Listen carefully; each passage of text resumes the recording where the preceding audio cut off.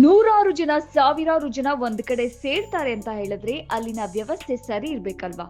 ಯಾವುದೇ ರೀತಿಯ ಅಜಾಗರೂಕತೆ, ಅವಘಡಗಳು ಸಂಭವಿಸದಂತೆ ಎಲ್ಲವೂ ಸರಿ ಇದೆಯೇ ಅನ್ನುವ ಪ್ರತಿಯೊಂದು ವಿಚಾರದ ಬಗ್ಗೆ ಸೂಕ್ಷ್ಮವಾಗಿ ಗಮನ ಹರಿಸಬೇಕಾಗತ್ತೆ ಅಲ್ವಾ? ಅದರಲ್ಲೂ ಚೌಲ್ಟ್ರಿ ಅಂತ ಹೇಳಿದ್ರೆ ಶುಭ ಕಾರ್ಯಕ್ರಮಗಳು ಅಲ್ಲಿ ಜರುಗುತ್ತೆ, ಶುಭ ಸಂಕೇತವಾಗಿರುತ್ತೆ.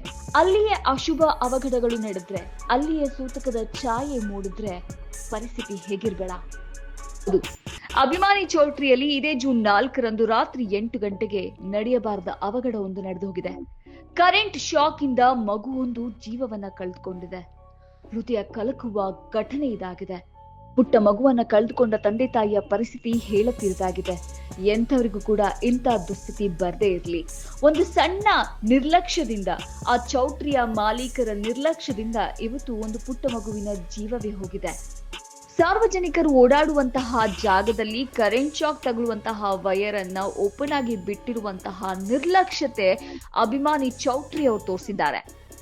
ಸಂತಸದಿಂದ ಕುಣಿದು ಕುಪ್ಪಳಿಸುವಂತಹ ಸಂದರ್ಭದಲ್ಲಿ ಮಗುವಿನ ಸಾವು ಸೂತಕದ ಛಾಯೆಯನ್ನ ಮೂಡಿಸಿದೆ. ಇದಕ್ಕೆಲ್ಲ ಹೊಣೆ ಯಾರು ಸರ್? ಅಭಿಮಾನಿ ಚೌಲ್ಟ್ರಿ ಅವರೇ. ಇದಕ್ಕೆ ಉತ್ತರ ಕೊಡಿ. ನೀವು ಮಾಡಿರುವ ನಿರ್ಲಕ್ಷ್ಯತೆಯಿಂದ ಪುಟ್ಟ ಕಂದಮ್ಮನ ಜೀವ ಹೋಗಿದೆ. ಆ ಪೋಷಕರಿಗೆ ಏನು ಉತ್ತರ ಕೊಡ್ತೀರಾ?